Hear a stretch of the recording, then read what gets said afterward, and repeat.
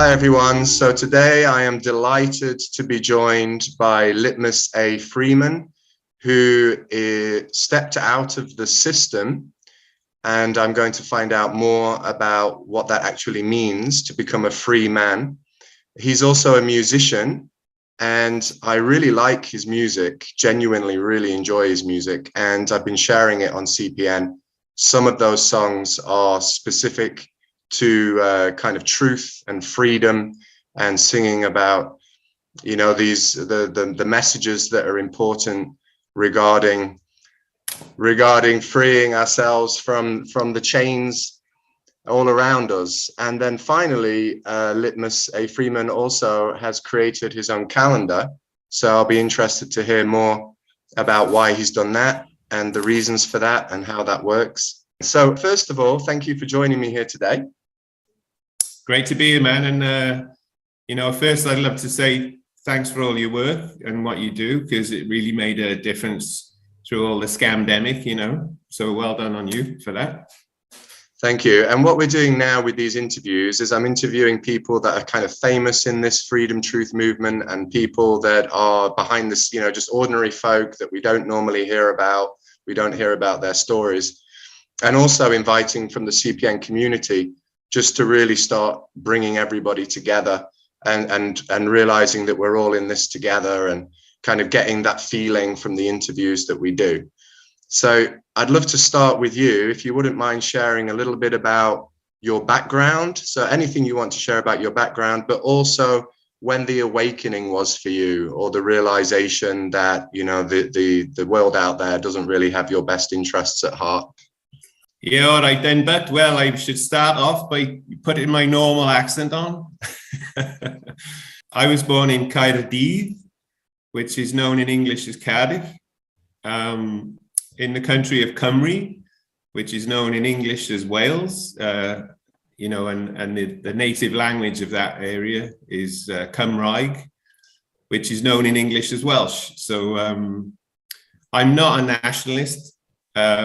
But I do think it's important to kind of know your history and your roots and where you came from in this lifetime, in this incarnation, and because that's a big part of the journey that you're on, I think, and so, yeah, I grew up in Wales, mostly in a place called Barry, which if people have ever seen the BBC thing called Gavin and Stacey, they'll probably know Barry, because it's actually kind of filmed and set there. Nobody used to know where it was before that, but now if you say Barry, they're, oh, Gavin and Stacey, it's like but yeah, you were asking me just earlier about my name. Okay, so maybe I'll just say a little bit about that. Yeah, sure. Yeah, about your name. Yeah, why you changed your name. And also, I think also what's really powerful for people to hear is the moment in your life when you had that kind of, whatever we want to call it, awakening experience. Okay, well, my head's full of stuff, okay? So if I ramble off a bit, just bring me back, onto the path, like, okay? So just on the name, yeah, most native English speakers call me Litmus. And most non-English native speakers call me Freeman, because when they say, oh, what's your name? And I say Litmus A. Freeman, the non-native English speakers tend to say Litmus, what is Litmus, And if you try to explain that, if you say Freeman, hombre libre, homo libre, whatever, Freeman, okay, I get that, So, but the Litmus thing, do you remember a movie called Dead Poets Society? Yeah, I do. I also just, I don't want to interrupt you while you're talking, but I also remember Gavin and Stacey. Okay, good. Right, and Uncle Bryn and all that, right. Okay, so, but the reason I mentioned Dead Poets is, I'm a big fan of movies and stuff, because I find there's a lot of good messages hidden in mainstream, wrapped up in allegory, like Greek mythology, our modern equivalent of that is kind of movies and stuff, right? So you find a lot of allegory and clues to freedom and things in a lot of movies. And, you know, Dead Poets was back in 1989, Gregorian, I think. But, you know, if you've seen that, it's very much about the system trying to impose its dogma and tradition and rules on these kids and brainwash them into being this way, you know, and this teacher's just trying to liberate them and get them to be creative and express themselves, you know, really freely. So there was a guy in that movie, and he decided, I think he went off to a cave one night and decided he wanted to be called Nawanda, you know. And he said, from now on, I want you to call me Nawanda, you know, because, and I thought, yeah, how cool is it to just have one name, you know, instead of like 3 names or 2 names or whatever. So at that point, I was thinking, oh, you know, I wonder if I could have a one-word name, you know. So years later, a good friend of mine came up with this nickname, Litmus, because my birth initials of my my legal person, you know, registered, certified with a birth certificate, corporation in the matrix name, the initials, my birth initials are PH. So, you know, as people who speak English know, you know, pH is the percentage hydrogen scale on the scale of acid and alkali, and to test the acidity or alkali, you use litmus paper, and it goes pink or blue, you know, depending what the substance is. So from pH, he got litmus, and I really liked that, you know, and it kind of stuck, and my kids' friends and everything used to call me Litmus and stuff. So yeah, I've been Litmus for years now. And then the A Freeman thing came a bit later when I started my project. So I think that gives you a bit of background, but I think the other thing you wanted to know was like, when was the moment, the awakening moment, you know, the revelation. Yeah, well, I mean, we talked about this before we started the recording a little bit, and I just wanted to add as well, like my name Robito also has a meaning for me. It was in Granada in the south of Spain. It was the moment when I first experienced, about 20 years ago, of people just living in the present moment and not worrying about the past or the future, and just playing music and making artisan bracelets and things like this, and people living relatively free, you know, or at least living a free lifestyle. So that's where my name came from, and it stuck with me as well. Actually, with Litmus as well, did you experience, there's a point in your life where suddenly, instead of like using it just with certain groups or people, it actually becomes your name? So like for me now, if I work at the university, I am Robito. Yeah, absolutely. I thought with the O thing, it was probably some kind of Spanish thing for you. But yeah, when you said libre hombre, as hombre libre. Hombre libre, yeah. For me as well, it's like Robertito, pero más pequeño, like, and then, yeah, Robito, okay, yeah, and people laugh. Anyway, yeah, no, the awakening, like, so we talked before about, for me, it was 9/11. Of course, you realize you've always been on the journey, and you realize that you'd already kind of sussed it out earlier, but there's a point in our lives where suddenly it clicks. And for me, it was 9/11. I won't go more into detail about why that was now, because of the time for the interview. But when was it for you? What was that moment where it was like, it just clicked that, oh yeah, this is all just this network of manipulation? Yeah, well, September the 11th, 2001. It was part of the journey for sure. I try not to use 9/11 because I found that to be a mantra, a kind of evil mantra, you know, and all of these things have frequency and vibration.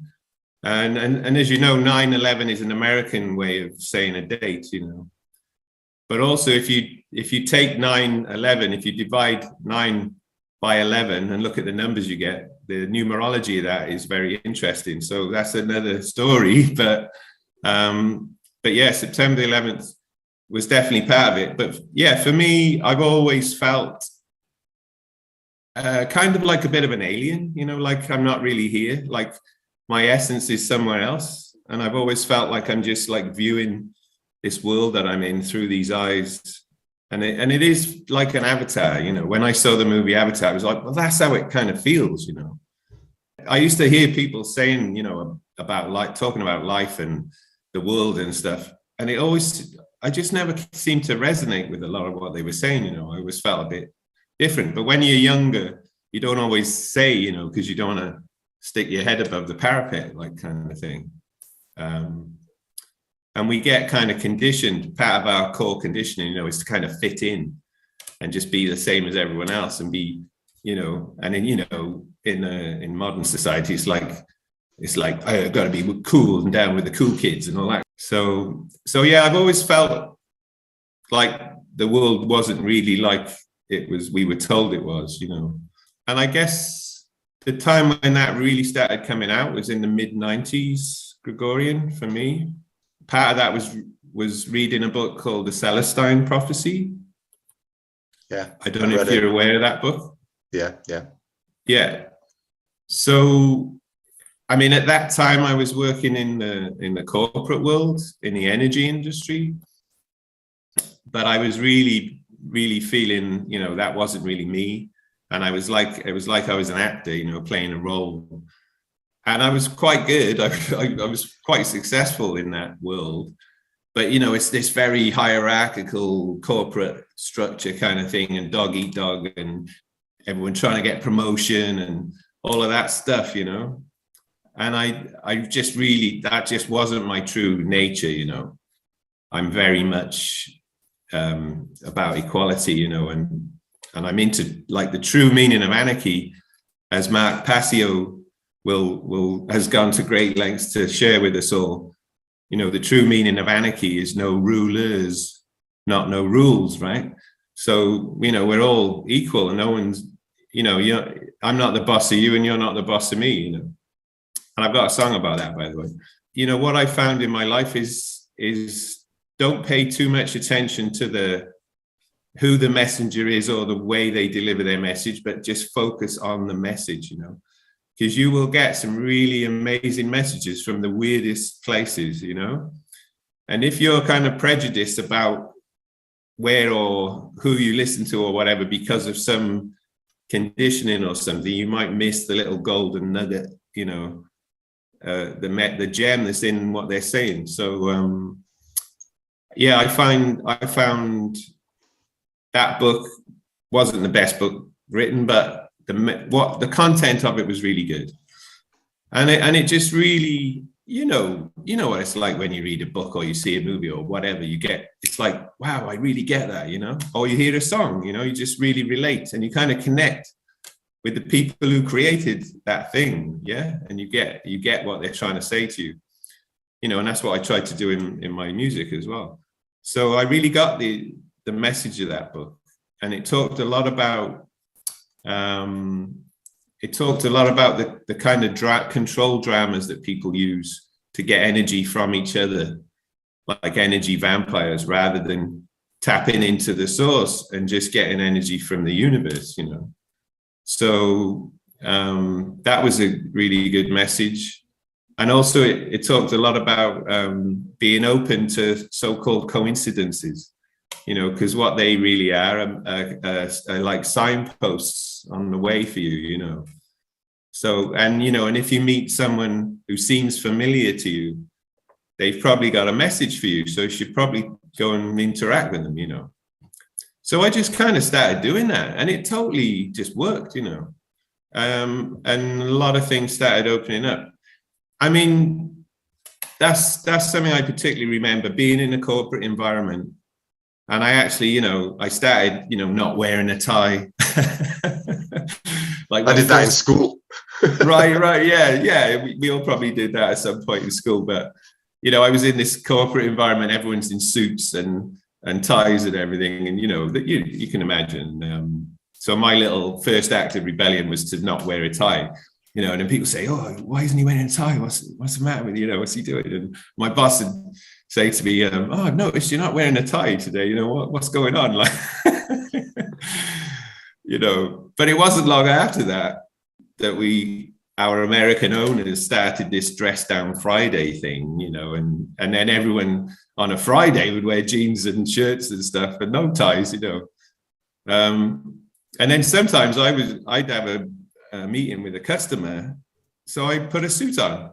It's about just expressing yourself, but also dressing appropriately in that situation, right? You know, for the circumstances, not just doing what everyone else is doing or doing what they say you got to do. You know, just use your own savvy, you know, to do what you think's right. You know, a lot of what you say resonates with my own experience as well. I also grew up never feeling like anything out there really made sense, and but because of time, I want to keep this about you.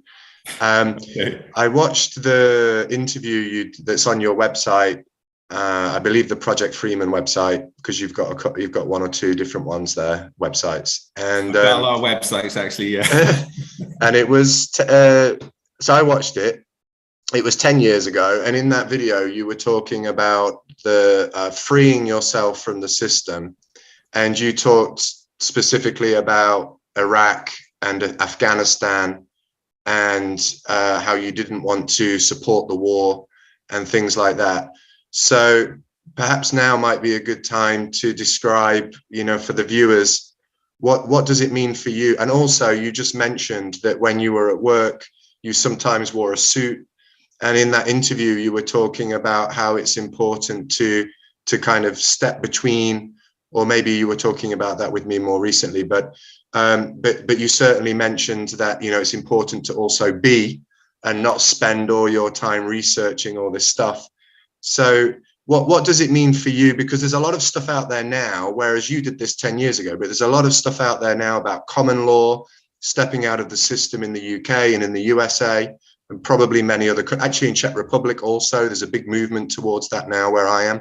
So what does it mean for you to be free? And what were the steps that you took in order to achieve that? Yeah, the thing about being a free man is it is, you know, you want to be free, right? So whatever you get into, you don't want to just get bogged down spending all your time doing that and find that you're not actually free, right? It was about getting physically free to have time to do other things. And I call that time to be, you know. So if you look at projectfreeman.com, you'll see it's split into 3 sections, which is free the body, free the mind, free the spirit, you know. So you're right about what you said, you know, the stuff coming back. You know, I set up Project Freeman in 2008, Gregorian. So that's like 15 years ago now, right? Yeah. But you'll find these things do come round again. Like flat Earth is coming back a bit now, right? And one of the good things about COVID was it got rid of bloody flat Earth. You know? So there's a lot to unpack. The thing with the Freeman stuff, some of that I believe now was a bit of a psyop. So I think part of the Freeman on the land stuff was probably put out there by somebody in they, you know, from the hierarchy enslaving you. Because what it did probably for those guys was it brought people out of the woodwork who feel the way that we do, you know. And the thing with those other guys, they like to have everyone on databases and like registered in places and, you know, surveilled and you know, they like to know what the mood is like, how successful is their brainwashing working, you know. Okay, let's put out this Freeman stuff and see who jumps on the bandwagon, right? Because the ones who jump on the bandwagon, they'll probably be the type who are a bit more radical or a bit more challenging to what we want to do, you know. And we need to if we're going to try and impose more rules and control, you know, how much resistance are we going to have? Here's a way of testing it, okay? So if you do look at the free man on the land stuff, just be careful you don't get bogged down in some of it, because, you know, some of it isn't true. And like most things, they mix some truth with some non-truth to create confusion, which can lead to apathy, but also it means, you know, it can lead to ridicule of some of the ideas if you mix truth with untruth. So I don't buy the whole free man on the land concept in total, but if you look at projectfreeman.com, part 1, free the body, basically that's a whole breakdown of that hypothesis. So I go through the whole free man hypothesis and take it bit by bit, you know, and you can go and grab a cup of tea and you can go through it and look at the slides and see what I'm saying there. But a lot of it did check out, but some of it didn't. And what I found was people who went the whole hog, like you've introduced me saying I stepped out of the system. Yeah, I did in a lot of ways, but I didn't entirely do that, because what I found from doing the project was that isn't a good thing to do. Because if you want to be free, you want to be free. Part of being free is being free to move around. And if you completely take yourself completely out of the system, you won't be able to get a passport. And then you're not free, because you can't leave. You know, if you're on the island, the island of Great Britain, for example, which those guys call the United Kingdom of Great Britain and Northern Ireland, which is a corporation. So, you know, I try not to use the term UK. If you use the term UK, just know what it means. It's a corporate entity with a jurisdiction claimed by the crown, yeah, which is a royal dynasty going back thousands of years, Germanic dynasty. But the island of Great Britain is a piece of land, you know, a country, a piece of countryside. So it's a different thing. But if you're on that island and you take yourself completely out of the system, or this is what I found back in 2008, 2009, you know, you wouldn't be able to get a passport. I looked at things like, they used to have a thing called a C letter. So years ago, before passports and things were introduced, you know, because years ago, common normal people weren't able to travel because they didn't have enough resources to do it. And only rich people ever went abroad, you know, because they could pay for journeys on ships and things like that. And if they were going to, if those wealthy people were going to a foreign country, they'd have a thing called a C letter, you know, and it would give them a permission from the embassy to kind of be in that other, usually another royal family's claimed territory, right? So, yeah, my point is that if you take yourself completely out of everything, you kind of cut your nose off to spite your face, right? So what I did was I just withdrew myself from the areas that I didn't agree with, yeah, but I still maintained a presence there to use sometimes when it benefited me and other people. So as you said, the Iraq War, you know, we talked about the things that wake us up, and yeah, the Celestine prophecy was part of that, but so were things like the murder of Princess Diana, September the 11th. These are things where you just look at it and you go, hang on a minute, there's something stinking here. I just don't buy this, you know? So yeah, you start to look at all those things, and then you realize that the truth is very different to what, you know, BBC are telling you. So you kind of have to be clear did you wanted to come in there? Yeah, I was just wondering because, now there's a lot of people discussing common law and stepping out of, the system. I totally agree with you that, you can use the tools that are out there from the current system, the matrix, to your own benefit. Yeah. If somebody's thinking about becoming free, would you say that it should you said there's 3 sections on your website? Should it begin with what you said, like freeing up your time, or should you be doing all 3 at the same time? So also looking at stepping out of the legal system, not having to pay perhaps income tax, or I'm just wondering if people might be a little bit misguided from your 10 years of experience, or if they might be approaching it in the wrong way, or whether they're approaching it in the right way when they go straight to common law and looking at how to step out of the legal system. Okay, that's a really good point. And the bit about, is it this part, then that part, or is it a bit of everything? It is kind of a lemniscate, it's free the body to free the mind, to free the spirit, to free the mind, to free the body, But yeah, I mean, I think the thing is not to really listen to your own inner guidance, really listen to your own intuition. Me, little voice inside, I call him Melvin. That's my intuition, which sits kind of here and whispers in my ear, and gives me guidance. When I listen to that voice, it always works out very well for me. And when I listen to the other guy, the ego over here, who's called Gregory for me,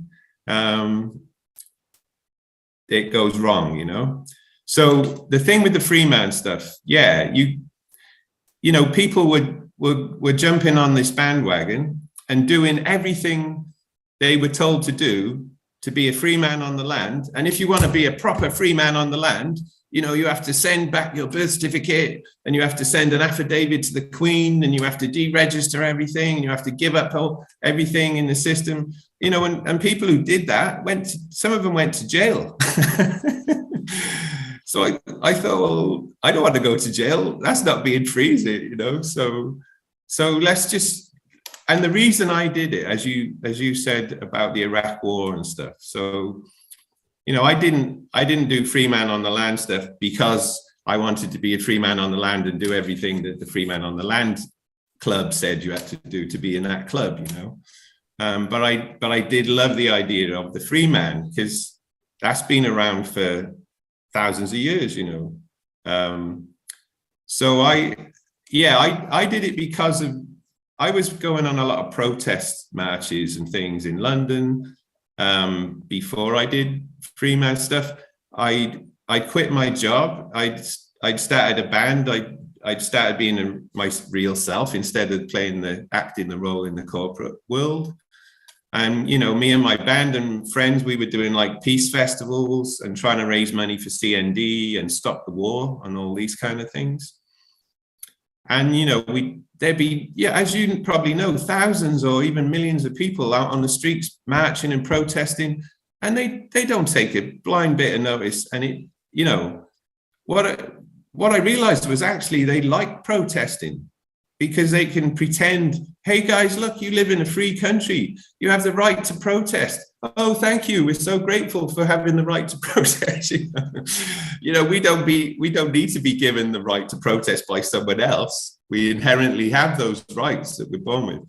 So the good thing about researching Freeman stuff is it really does give you a great understanding of how the system works, so that you can choose where and when and how you interact with that. And the main reason I did it was to stop paying tax for war.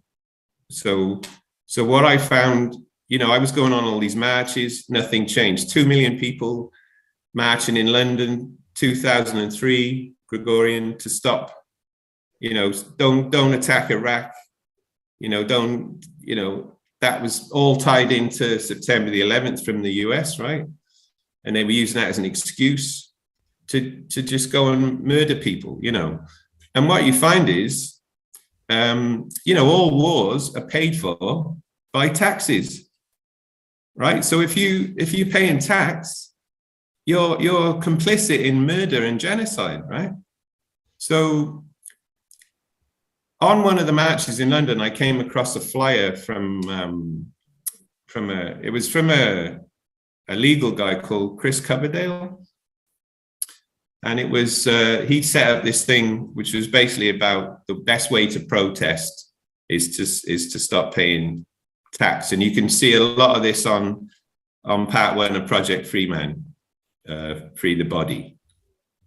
So what he was basically saying was, if you want to remain law-abiding and ethical, and you don't want to be complicit in war crimes and murder, stop paying tax, because tax pays for all of that stuff. And that's the thing that resonated with me.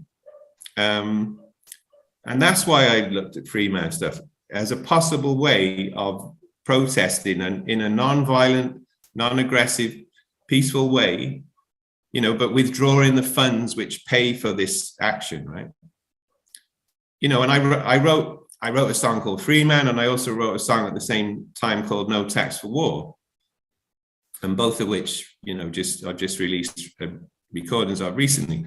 But that No Tax for War, that's the thing. What you realize is when you look at how the system works, the system's all based on debt. The whole thing's based on debt. 98.5% of all the so-called money in circulation is bank debt, which is created out of thin air by contracts. And all that money, so-called money, has interest on it. So, these guys love the bankers and everyone like that, the banksters, as we call them, they love war, because war, as well as creating lots of fear and division and argument and separation and divide and conquer stuff, it also generates a lot of money, which is all debt. So, what governments do with debt is they package it up into like things called bonds and gilts, and then they sell it to investors who buy the debt. And then the investors who buy the debt get the interest as paid by taxes from normal people. So it's a way of taking money from average working normal people and giving it to really rich, wealthy people who are investors, right? And this is facilitated through the government tax system, and most people don't realize this, at all. But I researched all of that, and I wrote to the Her Majesty's Treasury, under the Freedom of Information Act. And I got them eventually to tell me exactly how much tax I paid in my life and how much national insurance on all of these things, and I worked out what that was. And that was worth a minimum of like almost £750,000. And that was just from me working, for 24 years in the system. And I asked him, how is that money used? How do you apportion taxes? And all these letters are on the website, on the archive, on Project Freeman.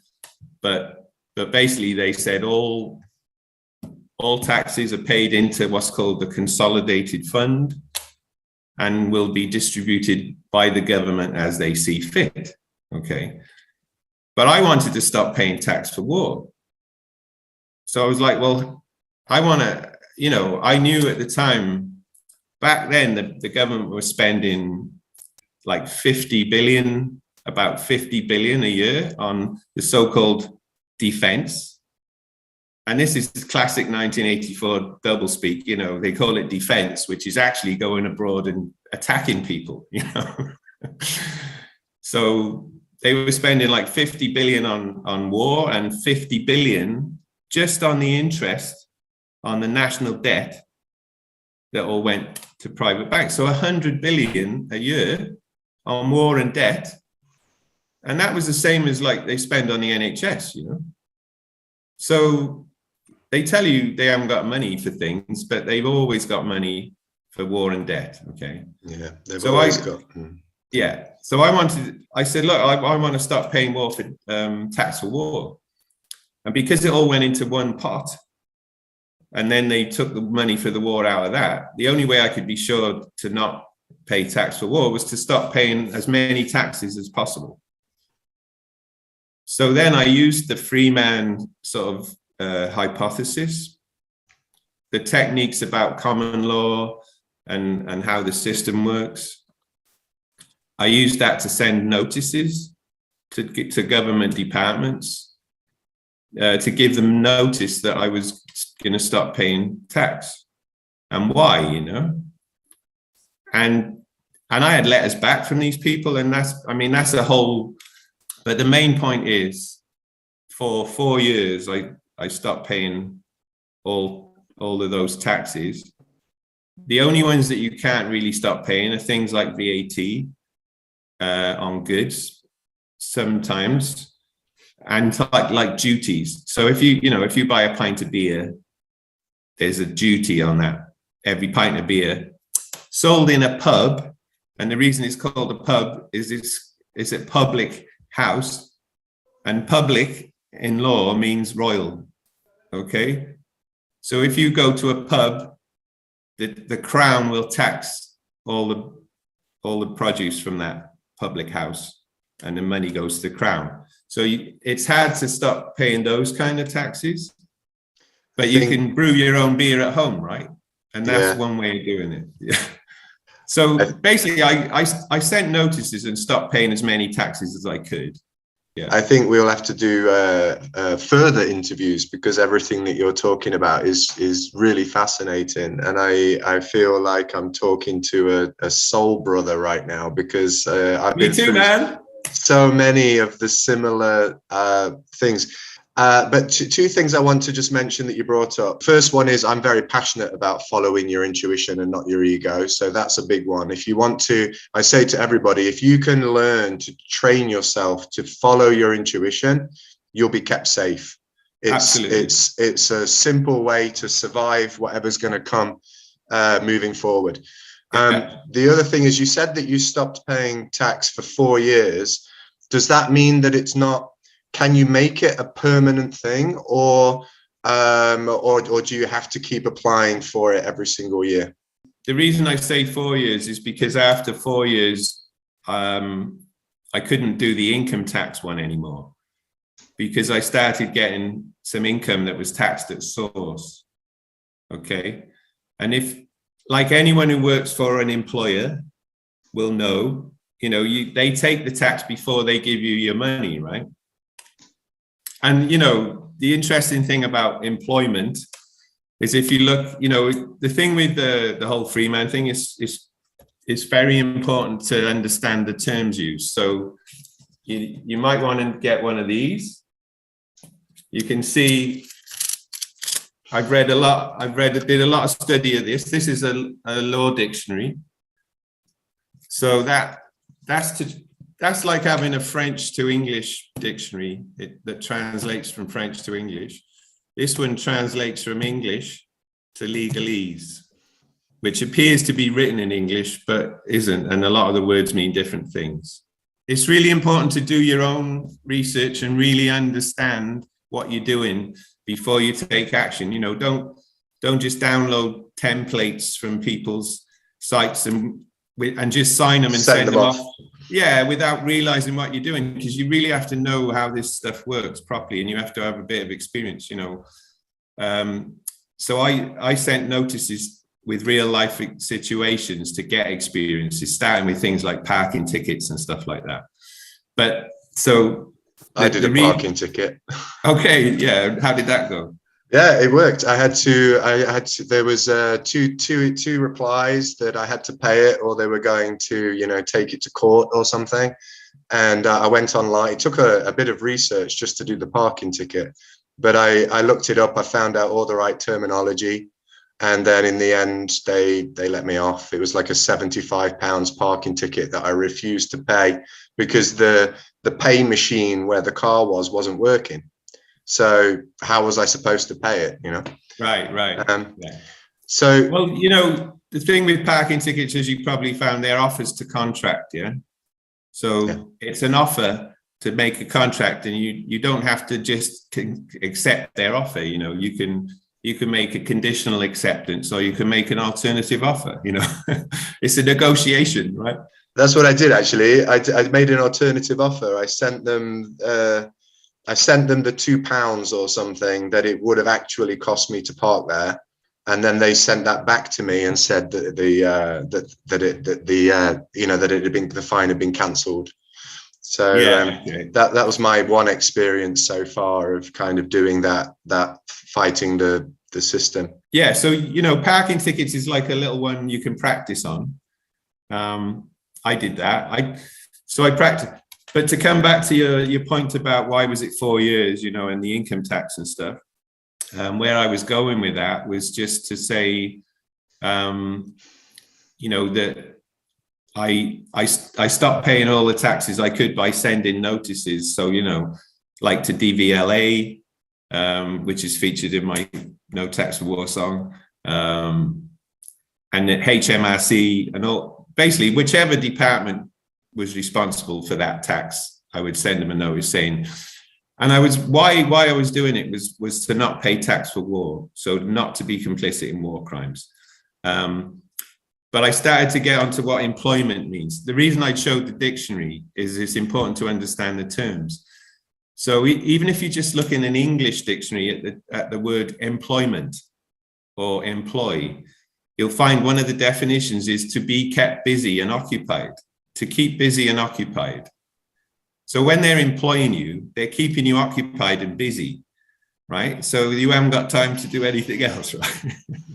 If you're employed by someone else, there's a few things with that. One is that, they pay you gross, but then the tax man, Her Majesty's or His Majesty now, isn't it? But HM, basically the Crown, the Crown come in and say, right, we'll have our bit of that because we claimed all the territory of these islands of Great Britain, and we take tax on everything because it's like we claimed it and no one's disputed our claim, so we're going to carry on doing that. But with income tax, when I did my notice, I was self-employed.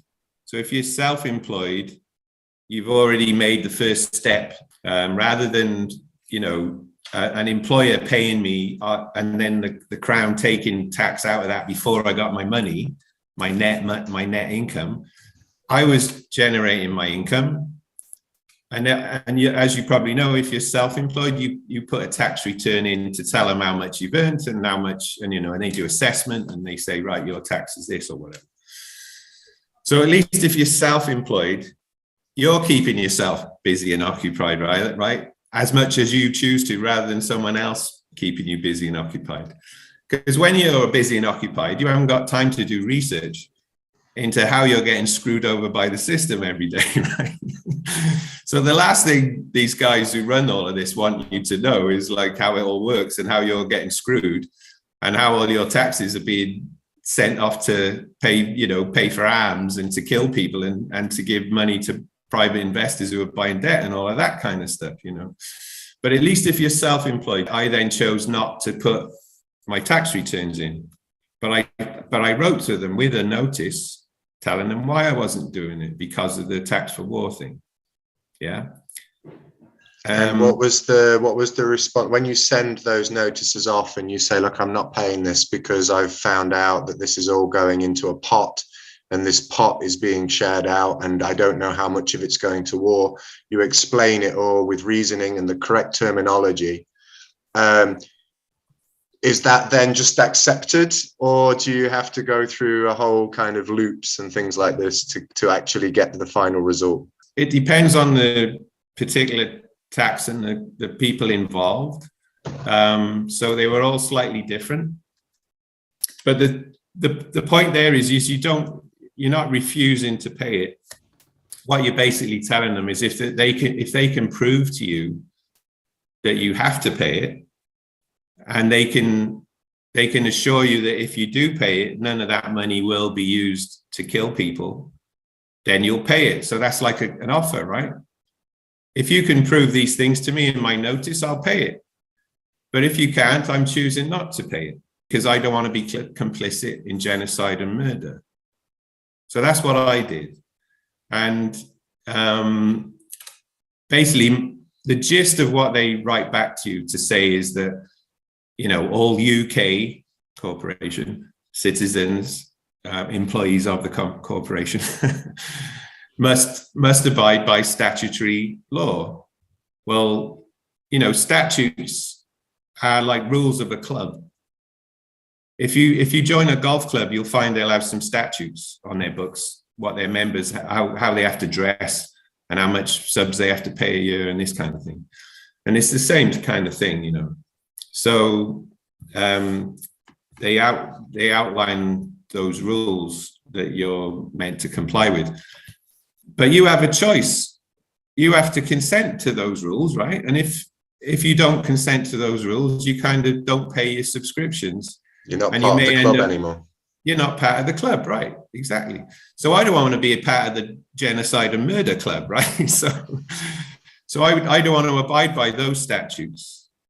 So, and this is a good example of where, if you go the whole hog and withdraw completely from the system, you kind of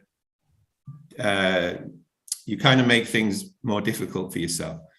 You know, if you say, I'm not going to abide by any statutes, then you can't use the statutes which are actually to the benefit of people, right?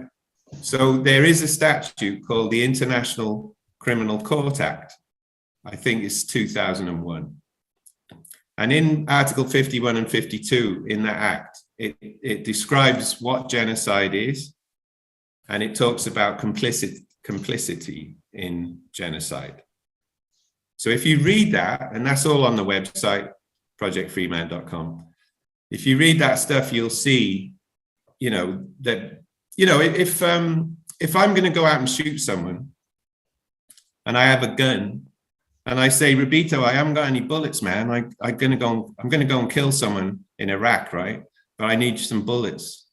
And will you give me the money for the bullets? Yeah, okay, man, you know, I'll give you some money. So you give me the money for the bullets, I go buy the bullets, I go and murder someone. You're complicit in that crime, right? Because you've given me the money to buy the bullets. So all UK taxpayers are complicit because they pay the taxes that buy the weapons that kill the people abroad. And in this International Criminal Court Act 2001, it says if you do that, you're complicit in genocide and murder. But to me, that was a higher ethical position than a statute that says you have to pay tax. Because paying tax is just a financial transaction, which is a civil kind of issue. There's no crime involved. It doesn't harm anyone. But if you pay tax that you know is going to kill people, that's criminal. So when they wrote back to me and said all UK citizens must comply with statutory law, you said, well, I want to comply with this statute. Yeah, I said, look, you haven't answered the points I raised in my first letter to you. Which they never do. They try and get you off onto another track, right? And I said, if you're saying that we have to abide by statutory law, I choose to abide by this statute that says I mustn't be complicit in war crimes and genocide, rather than this other statute that you say says I have to pay tax. And actually, if you actually read any of these things, you know, if you read 200 or 300 pages of a statute, you'll see that in most cases, nowhere does it actually say that it's compulsory for you to do any of those things. But nobody ever reads these things, right? Because they're written in legalese, they're really long and dull, and most people don't understand them, and they get really bored and they go and watch the football instead, you know? So they rely on that when they write these things, so that most people will be in ignorance of what they're actually signing up to. You know, most of us go and register all our vehicles and you know, pay road tax and all these things without realizing that nowhere does it actually say we have to do any of that stuff. I'd like to just, again, before we move on to the calendar and the music, one last question. You describe free man. So I just want to bring this up purely for the women watching this video. Is free man a term? Is it because you're a man? Is there a free woman? Why free man? So yeah, it's free man or woman, but rather than say free man or woman, it's just free man. The or first free person. Like but the person. The thing with person, if you look in here, and it's on the website, this is like Freeman 101 person. A person, there's many types of person. The term person in that book refers to a natural person, which they say is a human being, or a legal or artificial person, which is a corporation. Okay, so you don't want to use the term person because it could mean a corporation. So I don't want to be a free person. I want to be a free human or a free being. Free being might be nice, but free man it's not about sex or gender at all. It's just a collective term for freeness, for being free. Yeah, that explains perfectly. African-American slaves freed in America, I believe, would call themselves freemen. Yeah, it explains perfectly that, the person is not the right word. So therefore, it's free man, free woman, or free human, free being. Yeah. And anyone can be a freeman, whether you're man, woman, or use another term, I guess, if that resonates more with you, but not using person. Yes. And, to be a freeman or a free woman or whatever you want to call it, you got to be as free as you can be, right? It's pretty much impossible where we are in the current cycle of the universe and the system we live in, which comes onto the calendar. It's pretty much impossible to be completely free of everything, But the thing is to be as free as what feels free, like being free to you, If you feel free doing 50% of this or 80% or whatever it is, that's cool, and for where you are now on in your moment, on your journey, because you can't jump from here straight to the end, because you'll go nuts and you'll cause yourselves a lot of problems. You have to kind of take it step by step, and be as free as you can at every moment, So moving on to the calendar, why is it so important for you to not use the Gregorian calendar? And is the calendar that you're now using your own creation? I believe the answer to that is yes. And how did it's about the calendar, really? Okay, well, the calendar came out of Project Freeman. So having done all the legal Freeman Part 1 Free the Body stuff, that gave me time to be. And once you're not employed and you have time, basically you can open your mind to the universe. And on that, by that stage, I'd got a camper van and I was living on the road a lot in the mountains in France and places like this, and playing music and sleeping under the stars, and not really, it didn't matter what day it was, there was no weekday thing really. And when your mind is free and it's not cluttered by all these obligations of the system, I would wake up each morning, I call it morning musings. And I call the universe the guys, some people call it angels or whatever it is, but, or God or whatever it means to you. But I say just like, hey guys, what do you want to tell me today? And you start to get messages. You start to kind of download stuff from the collective consciousness, right? So one of the messages I got was that, time and like clocks and calendars, these are part of what I now call core conditioning. So these are things which are put on us as very, very young, children, that we have to be at school at this time on the clock, and we have to have lunch at this time, and we have to be home at this time, and we have to go to bed at this time, and time, clock. It's like right from like very small children. And the calendar is another one.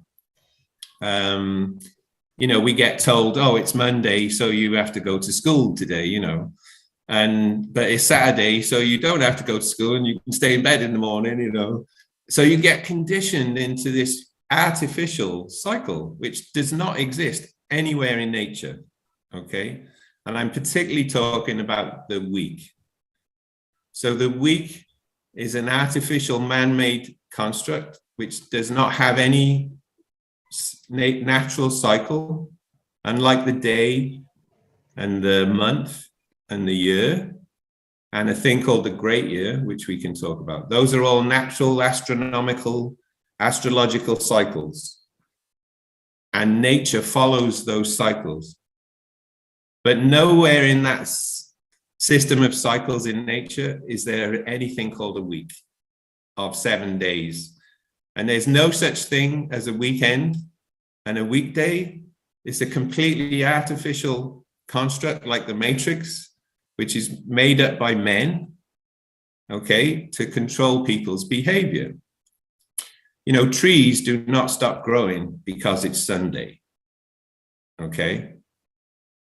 So, the sun comes up in the morning and it sets in the evening, and it keeps doing that. And it doesn't matter if the Gregorian calendar says it's Wednesday or Sunday or whatever, it just does that. And it does it based on seasonal cycles. So I just started realizing that a lot of my behavior through my life had been conditioned by the clock and the calendar. So I started just opening to that, to being free of that. Because the way I see it, it's like kind of like an onion, with lots of layers. And if you're employed in the Matrix, and you got a house and a mortgage and 2 cars and the family, and you're paying all the bills and you got all of that stuff, you got lots and lots of layers on your onion, okay? But what you can do is start peeling those layers back, yeah? And at the center is freedom. Yeah, and you have to try and peel as many layers back, and the more layers you peel, the closer to the core you get, the more free you are, yeah? The first layer, you might say, right, that's employment. The first thing I have to do is stop being employed by other people and doing what they tell me, right? So let's get rid of that layer, and you get rid of that layer, and you go to self-employment, and you keep doing it, and you end up like I did, selling your house, buying a camper van and a boat, and not having any rent or mortgage, because that's the big ones to getting free. That's big layers of the onion right there. Because if you don't have those things to pay, you don't need so much income, and then you're much freer to live the life you want because you can support yourself. So the clock and the calendar, they're way down in the layers, But if you've peeled a lot of those layers off, you get down to those kind of things. So that's where I got to. And I was in my van on a cliff top in Sagres, in the south of Portugal, basically the southwest corner of Europe. And I was parked above a beach called Moretta Beach. And I was living in my van. I didn't have a clue what day it was. And I'd been kind of living near a beach with a guy who was a Wiccan bowsman. And he had a book about druids and bards and ovates and how they used to look at the year and this kind of thing. So this was all coming into me. And I'm on this cliff top. And I was there about 4 or 5 days. And the first 3 days, I opened my curtains in my van, looked out at the beach, and the beach was empty. And it was a beautiful sunny day. I mean, you know what winter in the Algarve is like, right? It's like 18 degrees, average temperature. So it's not really like winter for us northerners, So I'm thinking, look at this, am I lucky? How lucky am I? Look, I got this whole beach to myself pretty much, And I'd go for a walk on the beach and have a swim and nobody there, 3 days running. The 4th day, I opened my curtains. I'm like, wow, what's going on? It's like the beach is packed with people and the cafes are open and there's vans everywhere and there's surfers. And I'm like, what's going on, And then so I found a calendar or something somewhere. And of course, it was Saturday. And I thought, this is ridiculous, So then, of course, the next day was the same because it was Sunday and it was busy again. And then, of course, Monday came and it was empty again. And it was like a light bulb moment, It was like this big like revelation thing. I realized how, what I imagined, all these people who'd just been on the beach for 2 days. When they go to the beach, they think everywhere's crowded because they're all going to the beach at the same time, right? And then I imagine all these people now, it's Monday, so they're all going to work, right? So they're all getting in cars and driving into the cities and like commuting, and going and being employed. And everywhere they go there, it's busy and there's loads of people. But the beach is empty, right? And now I've got the beach to myself again. So I just thought, this is crazy, And I imagined all these people in the Matrix, they think the planet's overpopulated, And it really is not. If you fly over the planet, there is acres and acres and acres of empty space with nobody and nothing in it, right? But everywhere you go in the Matrix, it appears to be busy. And what I realized was the calendar is basically the calendar of the Matrix, right? So to answer your question, after all that rambling, why I don't use the Gregorian calendar as my main calendar is because it's the calendar of the Matrix. If you research the calendar, you find it's the Roman Empire calendar and basically the Christian era calendar. So it's an empire, and it's a colonial empire-based religious control mechanism. So that was the revelation. And then I thought there must be a better way, there must be. I mean, ultimately, when we're free, we don't need a calendar at all, okay? But while we're on the journey, we still kind of need some kind of framework where we know when are we going to meet at the beach, Robito, and jam and have a party or whatever. Yeah, or when are we going to do this interview? Yeah, when are we going to do the interview? So we're doing the interview on the 4th of Pisces, right? For me. So I thought there's got to be a better way. One, the week is a crazy thing, the week and the weekend thing. So I started looking at that in my journal. And I was living in my van. I had no internet. I didn't have a dongle or anything. I was offline completely, which is another big. I would recommend that to everyone if you really want to open your mind to the cosmic messages. Get off grid, like disconnect digitally from everything, and then you haven't got all the waveforms interfering, and you can get a lot of good stuff. Yeah. So I did that. And I thought, right, I'm going to start looking at, if I was an alien coming to this planet, it's like a scout, and I had to send message back to my home planet and say, how does time and stuff work on this planet Earth, right? Well, what would I do? What cycles would I tell them about? How do the seasons work? And so that's what I started doing. And I came up with a structure based on the sun and the moon and the earth and where we are in our system, where we live in the universe. And if you do that, you find that if you have 12 months of 30 days, you get 360 days. And that's one for every degree of a circle. So is there a clue there about the relationship with degrees? But you have 5 days left over, But if you look at how the seasons work, and of course nature follows the seasons, you realize there's 4 seasons, and we call them spring, summer, autumn, and winter. So actually, if you have a special day to celebrate each of those, there's 4 days, yeah? And then you got one left. So if you have like what I call New Year's Day to celebrate the start of a new nature cycle, you have New Year's Day and then a day for spring. And then you have 3 months of 30 days for spring. Yeah, and then you have a special day for summer, and then you have, and so on. You have a special day for autumn. Right. So it's really inspiring, actually, because you can celebrate the new season coming in, right?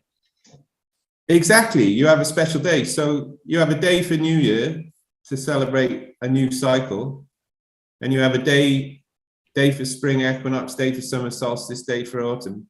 Probably I'm looking in reverse in my video, so probably the other way, you know. So this we can see it the right way. So okay. So special day for New Year, special day for spring equinox, special day for summer solstice, special day for autumn equinox, special day for winter solstice. So there's your 5 extra days, and then the months in green here. These are the 12 months of 30 days, which gives you 360. So this is what I came up with. But what I did was I split the 30-day months into 10-day sections called deacons, because we have 10 here. Mm-hmm. So there's a clue there. It's really, really simple if you do things in 10s rather than 7s. And I came up with this structure, and then I went to Villa de Bispo Internet Cultural Center and got on the internet there on the computer and started researching calendars. And then I found it was crazy. There's like 46 different calendars in use, and we all live on the same planet with the same cycles. So why do we need 46 different calendars? And of course, you find most calendars are religion based. They're based on some prophet or some deity that's worshipped by some group of people or whatever. And they used to control people. But if you look at the really ancient calendars, like the old Hebrew and Hindi, like in India, the Indus Valley and China, and these cultures that are thousands of years old, you'll find lots of similarities about the structure of their time cycles.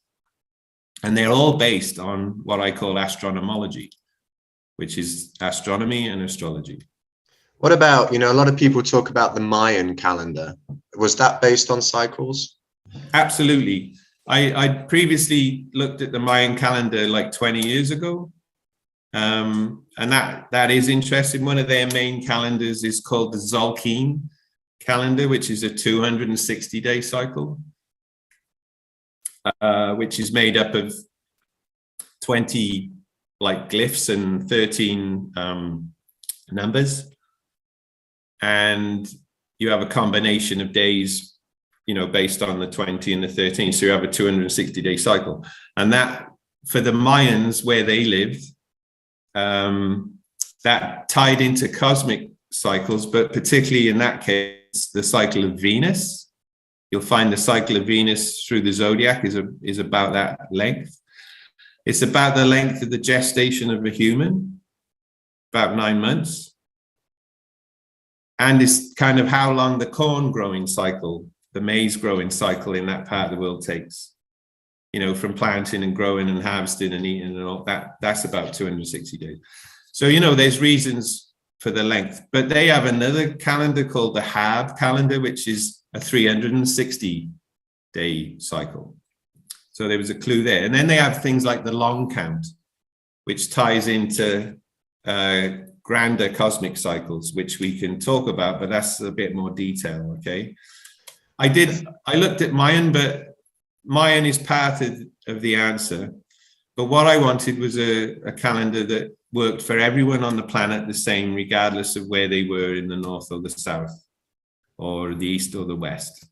So I was just looking at a global thing that's not biased to any one hemisphere or any one place, but it's now called the Universal Celestial calendar because it's universal. It's the same for everyone. It's based on the universe, and it's celestial because it's the movement of the celestial bodies. Yeah. And if you look at these really old calendars, that's what they all do. You'll find that they all follow pretty much the zodiac. You know, what I realized was the thing I'd came up with in numbers, which I thought was my own unique creation. You know, one of the, if you look at my calendar website, you'll see one of the things I found on the internet was an old Mexican calendar, which looks a hell of a lot like this bit in the middle. Hang on a sec.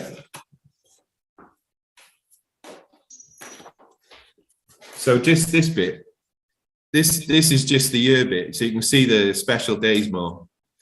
But there's an old Mexican calendar online on Wikipedia that looked really like this. So I realized I didn't really create something new. I rediscovered something that was ancient. How it often works, right? Is that that's how it often works. Yeah. I was talking to Dirk Christoph yesterday in an interview about net positivity and the idea that, you know, you can have permanent growth on a finite planet, which is a paradigm shift, if everything that you're doing has a more positive net impact on the world than a negative one. And he was talking about how the idea of net positivity was something which Harvard had already written about, but he didn't know about it until he'd actually come up with the idea himself. And I was talking to him how I've had similar experiences. For me, I went deep into meditation because I had suicidal ideation growing up. That's what I now live in the present moment. Like, I don't worry about the future or the past. Exactly, and I say to people, it's just neuroplasticity. In fact, I was talking to my girlfriend yesterday about, you have to put as much effort into focusing in, bringing your attention into the present as you would do to learn a musical instrument, as you would do to become good at anything. And then your brain will cooperate and you'll stay there. And then I came to this realization that meditation is something we need to be doing all the time, not just something you do for 20 minutes in the morning or whatever, and just keep bringing your attention back. And I realized that I started it, I was doing it. And then I went to a Thai forest monk monastery and read that I was presented with a text from the Buddha that said the same thing. And I was like, oh, okay, so this isn't new, you know? So many of these experiences, you know, we have these epiphanies, we have these, as we talked about before, coming from intuition, not from the ego. I also took pretty much 5 years of just stepping out of social media and digital world and things like that. And you get these inspirations, these downloads, synchronicities, coincidences. Yeah. And then you realize that it, as you say, you know, collective consciousness, universal consciousness is all there, and that nothing is probably really new. It's just accessing what's available in the quantum field, or whatever we want to call it. Yeah, absolutely, man. Totally. You know, this is probably why a lot of what you were doing through the scamdemic, you know, this was like, I'm with this guy, you know, I want to talk to this guy because you were saying you were actually communicating on the internet all the things that I was thinking and feeling inside, you know. And what you've been lots of other people. Right? Thank you. But yeah, so everything you say now, everything you're talking, I mean, obviously I haven't taken the time to go into the legalese or to create my own calendar. But everything that you're saying, it's like, yeah, I'm resonating totally. We have to meet up in Portugal so we can actually have more of a two-way chat, because while you're talking, you know, I want to leave you to just speak and say what you want to say. Yeah. Once people have watched this interview, we could potentially do one for the Freeman stuff also, but we could do a Zoom on the calendar. I know you're super passionate about it. And I think that the explanation you've just given of why it's important and how it's linked to the cycles and how these ancient calendars were all linked to the cycles means that many people would be really interested in learning more about it. So we could do a Zoom, which we record perhaps, so we can share it after, but invite everybody from the CPN community and anyone else that wants to come and join in to do a deeper dive into that calendar. Sure. For That'd be now, great, man. for now, where can people find information? You said you've got a separate calendar website. I do. I mean, if you wanna get to all my websites, you can go to litmusafreeman.net. So that's like a homepage where they're all linked.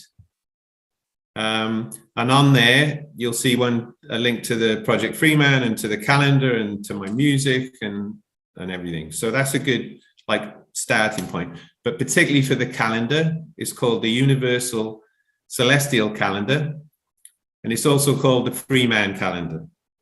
So if you want to minimize your typing, the shortest URL to type in is ucc.zone. And then it'll tell you the structure of the calendar. There's some FAQs there about why do you even want to have a different calendar, you know, and what's wrong with the Gregorian calendar and what's better about this one, you know, you can look at all that. And if you really want to get into it, there's a whole wiki page I did, which goes into all the maths and the formulas and the cycles and the detail, you know. If nothing else, it really helps people to know what cycles we're in, you know, like, so we become more connected to nature and we become more aware of what nature's doing, which I think absolutely. Well, really what our ancient ancestors did was they gave us a thing called the zodiac. And that if you basically get in sync with the zodiac, you'll be in sync with nature. And if you get in sync with the zodiac, you can also then look at your own birth chart and you can get in sync with your own birth energies and how they flow with the cycles. And if you have a calendar like this, you can put all your astrology onto that calendar, because that's basically an astrological calendar. So if anyone's into astrology, they're going to love this calendar because it's pretty much aligned with the tropical zodiac. Okay. And then, wow. So we'll definitely do another session or something on this so that people can join and you can go deep purely into the calendar, because it's fascinating. That'd be great, man. That'd be great. Yeah. Your music. So you said that you started when you quit your job, when you became free from, you know, the matrix, in the sense that you left the employment, become self-employed, started doing the music. So the practical side of giving yourself more time. What is the music for you? What is the music is an expression of what's coming from within you, or do you have a particular message that you're trying to share through your music? Yeah, I guess music is my first love, you know.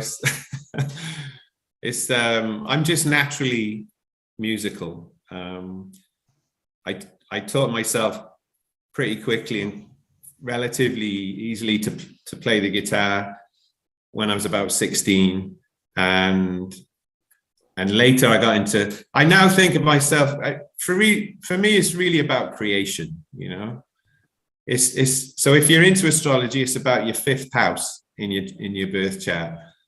And in my chart, my fifth house is my biggest house. Okay, so that's all about creativity. So if you're lucky enough to have children, I have two great lads and an adopted daughter, and children are the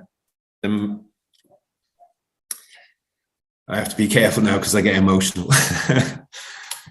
But children are the ultimate expression of creativity, and that's my boys for me, you know. After my boys, you know, my songs, they're like little babies as well, you know. So, you know, and when you detach like you did from all the digital stuff and all of that, you open yourself to, you become like a channel, you know, like a conduit. You tap into all the creative energy of the universe, you know. So I love writing songs. I love playing with words. I like doing poems and stuff. So my music, when I put words to music, yeah, I love, you know, I'm a big Beatles fan, inspired by the Beatles. So I love the melody of McCartney, but I love the message of Lennon, you know. So when I was younger, I tended to write more romantic songs, you know, girl boy stuff, like early Beatles stuff. Right? If anyone knows the Beatles, you know, they'll know what I'm talking about. You know, poppy kind of I love you, you love me kind of stuff. Oh, I'm so heartbroken and all that, you know. But as I got older and as I was on this journey more and getting more free and stuff, you know, I really wanted to write about all of that stuff. So really, I think, like, you write a song, you've got like 3 to 5 minutes typically. Like, say something, you know, say something, you know, share a message with the world, you know, because even if it's only one other person or being, sorry, shouldn't use person. That's a Freudian Freeman slip. Yeah, if only one other being connects with that, that's great, you know, someone else is already resonating with what you're saying. So you'll see this on my music website, but yeah, I kind of moved from writing more about relating into what I call realization. So I have lots of songs about realization, you know, where you realize you're not free, but you want to be free. So I wrote a lot about that kind of stuff, about religion and the system and, you know, all of that stuff. So lots of songs about that. And then I started writing more things like Freeman and No Tax for War, things we can do about it, you know, because the important thing for me is, yeah, you can do all the research, you can read all the David Icke, you can find out how shit everything is, right? But at some point, and this is why I like what you're doing, you know, because you got to focus on solutions, you know, you got to focus on what are we going to do about it? It's all, we can write all protest songs about, yeah, everything's shit and we're all getting fucked over, you know, but like, I want to write something about how we can change it, you know? So then I started writing a lot more songs, what I call remedy and rebellion, you know, which is like the positive thing. This is what we can do about it. And I have some songs, which I call revelry, which are just for a laugh, you know, because humor is really important as well, you know. One of my big inspirations was Bill Hicks, you know, and he would tell you how shit everything was, but he'd really make you laugh doing it, you know. And it's really good to laugh at this stuff because it's fucking ridiculous, right? And it is hilarious. And it's like a Monty Python film we live in, you know. So yeah, let's laugh at it and then leave it over there, stewing in the corner, and let's get our guitars and go and have a jam and make some positive energy, you know. So that's what it's about for me. I see these people, you know, that however you want to describe, I don't like elites. I don't think they're elites at all. But, you know, these people behind the scenes that are trying to dominate and take over the whole world as, you know, it's just laughable joke, really. Like such, you know, what a pathetic way to decide to try and spend your life is to try and take control of everyone. And of course, there's a lot of horrors and things that are happening and have always happened, and they are ramping up right now. There's more that, you know, they're really going for it at this point. But I mentioned before this interview, though, that we're talking now in CPN a bit about these 4 phases that I describe as.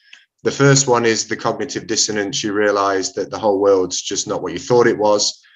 The second one is you then start doing all the research. So that's when you start connecting all the dots and you go into a space of doom and gloom, or, you know, we're all stuffed and, or, you know, like you were saying with the Freeman stuff, you can get lost in just research. And then the next stage I would say is reclaiming. So reclaiming your health, reclaiming balance, reclaiming your freedom. And then the final stage is what you're going to do about it now. So, you know, what do you want to contribute? How do you want to share the message? So what it sounds like to me is that your music's been on a bit of that journey as well. Yeah. I mean, I like the stages you're talking about there. And I guess we all have our own kind of similar take on that kind of thing. I have a thing called the 5 A's, which is very similar. But, you know, it goes through awareness and anger and apathy and action, you know, and then anarchy. So, yeah, you can get bogged down, but it's what you do about it at the end that matters, you know. to be free and equal with everyone else, all your fellow beings. You know? So yeah, the music is, I'm trying to express how I think my basic passion is, how does the universe work? And I feel a lot of my songs are kind of sharing my view of what I've learned about how the universe works. So, for example, I've got a song called Lost Without Love. And it's a very nice kind of melodic ballad, but it's basically saying, it's all about love. The universe is made of love, and we're all made of love. And when we give out love and we resonate in the love, love vibration, the collective consciousness raises, it elevates. And the year in my calendar is based on the cycle of the rise and fall of human consciousness. So that's something we can get into when we talk more about that. But if we live in fear, everything goes down, and we get trapped in the root chakra, and we get bogged down in a dense, low vibration, and everything grinds to a halt and feels miserable, But when we get our hearts broken, and we open to love, everything goes up, and then we tap into the 90% of the material of the universe that the scientists don't know what it is, Well, it's love. That's what it is, right? They call it dark energy and dark matter. It's not dark at all. They just don't know what it is because they're looking at the science, But we need to look at the science and the spirituality, and then we have a scientual experience. So that's one of my little word plays, but this is what it's all about for me. Yeah, I saw that when you moved to go and get the other calendar. The aim of life is love. The purpose of life is love. The lesson of life is love. Or love is all you need. Yeah. Yeah. Okay, I need to start to wrap this up now, but Okay. The final question I think is a really important one, which is, what would you suggest, your journey, your knowledge, everything you've experienced, what you're expressing through your music, what advice would you give to people who are in the first stages? You said you've got the 5 A's, so maybe not the action and the anarchy, but the first 3, the anger, the fear, people that are not sure what steps to take, where to go, how to be free, how to express, they're stuck. What would be your advice for people listening to this that feel like that? Number one, as much as possible, try and disconnect, switch off, cut yourself free from all the negativity. Have some digital detoxing, have days at least where you don't even switch the phone on and you don't switch the computer on. Go in, I have another song called Look Inside. Have a listen to that song. That's my view. God is inside us all, what they call God. The guys, as I call it, all the answers are all inside of us because we're a microcosm of the macrocosm. We can study Hermeticism, which tells us as above, so below. And this is a key to a lot of things. But, when we're plugged into the matrix and all the internet and everything, we're getting fed stuff from outside. But when we cut that off and we connect with our inside and we go in, that's where we find all the answers. And that's where the intuition comes. And that's where we instinctively know what to do. And that's when we open to the cosmic messages, and where things start to get better. So I think, I think we all have a mission, and we're all here to do something. We all have a purpose and a way we need to develop in what I believe to be each incarnation, of our soul. I love the phrase, even in a minority of one, the truth is still the truth. I think that's a Gandhi quote, but not sure, but it's a good one. So you already have all the answers you need. You don't need anyone else to tell you anything. All you have to do is look inside. Just go inside. Yeah, reconnect with the source, because that will guide you. When you look inside, you find the path and you find the guide, and you can follow that path. And yes, you can be aware of what's going on out there, but don't let it distract you from your path, because most of that stuff out there is about distraction, and the hierarchy enslaving you, they want to distract you from your mission, because what they try and do is put the whole weight of the world on everyone's individual shoulders. And they say, oh, the war over there and all the mayhem and the disaster and what are you doing about it? And we all feel guilty, and it's impossible for us all individually to bear all of that on our shoulders. What we've got to individually focus on is our mission. And if we all just individually fulfill our own unique mission, everything will be fantastic. That's my message. It's a beautiful message. Thank you so much. Don't worry about the world. Just get on your path, focus on your mission, and try not to be distracted by the other things. And live in love and joy, create, make music, write poetry, art, paint, dance and sing together, all that stuff, Yeah. And when you connect to that mission, your personal mission, whatever that is for you, your calling, why you're here, it will be contributing to a better world.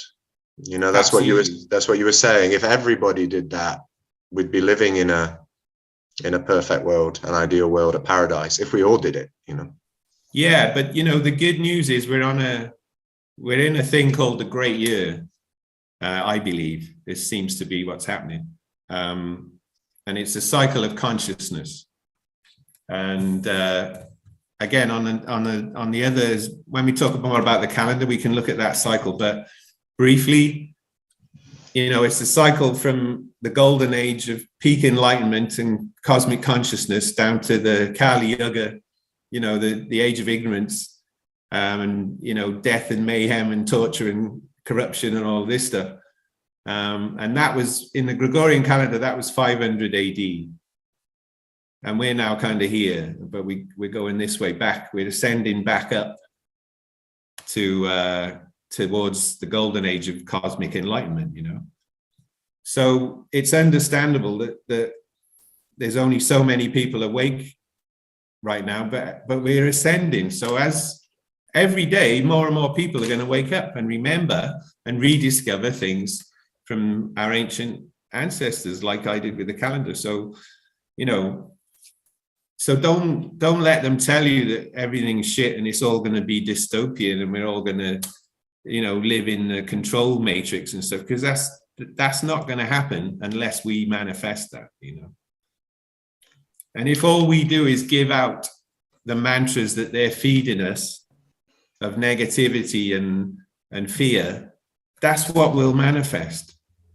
But if we're aware of that, but we put it over there and we give all our energy to live in the lives we want to live and create in the world we want to live in, that's what will manifest, because that's how it works, We create the future. And, yeah, absolutely. And we can all do that together, Yeah, and I've done posts on the science behind this, because people say that's all kind of law of attraction nonsense, but actually the quantum mechanics, quantum physics also says the same thing, that it's our Absolutely. Perception and our worldview that is our collective worldview that is creating the reality that we see out there.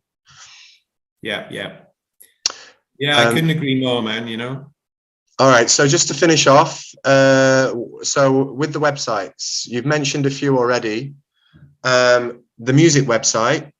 So what I do with my music I start off with demos. You know, I lived on the road in the van for 10 years. So I didn't have a recording studio or anything. So I used to do a lot of what I call camper van demos. So I have a site called freemanmusic.org. And that's like my works in progress. There's all sorts of terrible recordings on there and really basic demos in the van and some much better things, but they're all at different stages of evolution. So everything goes on there to start with, like the pipeline, you know. But now I have a base here, and I have some great musicians around me and more capacity to record better. You know, I'm releasing those songs that I get finished on project freemanmusic.net. Okay, so but you can get to it all through my freeman.net homepage as well. You know, so I finished about 14 tracks now, including Freeman, which I just released like on the new moon. You know, I always release on new moons and new sun signs. So there's 14 tracks, kind of more studio quality, and they're on all the main platforms. So they're on Bandcamp and SoundCloud, but also like Spotify and Tidal and YouTube Music and Apple and all of those things. You know, I had some internal debate about that, you know, being into freedom and stuff. Do I want to be part of that whole corporate music stuff? But it's just basically so that more people can access your material, you know. That's the same reason. Yeah. That's the same reason I'm going to be putting these interviews on YouTube as well. Right. Is because more people will reach more people that are on the journey, the people that, you know, we're all kind of waiting for the whole of mankind or humankind to wake up. More people can access the information. So it's the compromise. You know, I could say, oh, I'm into freedom and I don't believe in corporations and I'm not going to put anything on, you know, Spotify because they rip off musicians and they never give us any money and they exploit our material.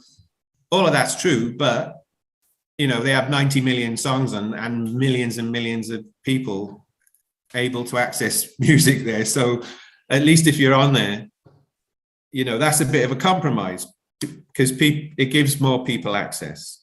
Yeah, or another way to look at it is using these, you know, controlling systems to bring down the controlling system.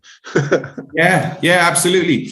And it's like that with money, you know, because, you know, we could say, I mean, I totally understand money is debt and how it all works. And for a while I said, you know, don't use money and do something else. As much as possible, I love to do exchanges, you know. So I give people free astrology kind of readings and advice, and I play music for free, but, you know, you give me something else in return and hopefully not money. But if you're like me and you used to work in the corporate world and you've got some income coming out of that evil matrix because of all that work you did back in the past, if you can use that money for really great things now outside the matrix, you know, to really benefit people, like buying lands that your friends can live on and things like that, you know, that's a good use. It's a bit like money laundering, but in a good way, you know. It's like taking the money from the evil and giving it to the love, you know, rather than just chopping it off and saying I'm not going to touch that stuff, you know. Use it for some good, you know. Yeah, this is also a recent realization of mine as well, you know, because once you go down those rabbit holes and you figure out how money works, then you, oh yeah, money's evil. And that's actually quite a limiting belief, I think, for people that are trying to do good, you know, that have gone through the waking up process and are trying to do good in the world, because you need money to be able, you know, the more abundance you have as far as, you know, feeling healthy, living in a nice, clean, healthy environment, whatever, and being able to buy good food or buy your land to grow your food, then you're going to be in a better space and a better place to be contributing good to the world. So absolutely, yeah. So I've gone through that kind of transition myself now into having money is not the problem. The problem is like what is that money being used for? Exactly. All of these things are benign in nature. They're just tools. And it's how you use them that matters. Yeah. If you can use them, you know, you can be enlightened about how the universe works, and you can use that. You can go into the dark arts, you know, and go to the dark side to exploit that knowledge and experience, or you can walk in the light and you can use it for positive things, you know. But the knowledge itself is neither good or evil. It's just awareness and knowledge, you know, and it's how you use it that matters. So take some of these things that they've created for evil purposes and use them for good purposes. And like say, up yours, guys, you know, I'm using it for good, you know. Absolutely. Thank you so much for talking with me. We've pretty much managed 2 hours, which is amazing, but there's so much in it. And I really feel like this is a powerful interview for people that are, you know, exploring this topic of what it means to be free. Because, you know, we've just talked, for example, about money. We've talked about to what extent it makes sense to completely step out, not step out. Peeling off the onion layers. And yeah, I'm sure that when we get this interview out there, that the people in the CPN community and other people that come across this will be really interested in doing some workshops or something with the calendar, for example. Dude, I call this cosmic waves, you know. It's like we're reading each other's minds. I was just thinking about my workshops. So yeah, I have a thing called wisdom workouts. So these are workshops I do on all of these topics that we talked about and some others. So if there is anyone watching this, you know, and you know, things like my calendar, my music, these things are really ideal for new emerging communities and people, new tribes and new regenerative communities, and, you know, people who are walking into the new world and creating the world we want to live in, you know. So if you've got a group like that somewhere, obviously for me, if you're in Portugal, it's great because I can easily get to you. But, you know, if you cover my costs to get there and give me some hookups from my van and a bit of water and a bit of food, you know, I'll come and give you a workshop. And that's great because then we can really interact and get all the good stuff flowing. And I do that a lot. You know, I'm currently looking at doing another astrology workshop fairly soon. So yeah, if there's anyone watching who'd like a Freeman wisdom workout, you know, let me know. Well, I'll come and join you face to face for a wisdom workout when we finally get back to Portugal. All right. Well, it'd be great to see you back here, man. Yeah. Thank you so much for the interview. And yeah, any last words? I was even thinking before we did the interview, I wonder if I'll get into to play a bit. 'Cause I'm a free man on the land.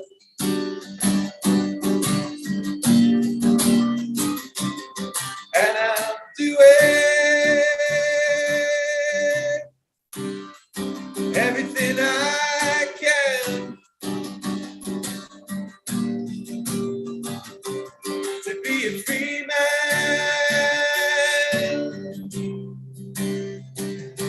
on the land. If you want to hear any more, you'll have to go on my website. Thank you very much. Amazing. I'll talk to you soon. Cheers, man. Thank you so much, and keep doing what you're doing. It's doing a lot of good. Yeah, and we'll be in contact. We're in contact anyway. Thank you so much. Peace, love, and freedom, man.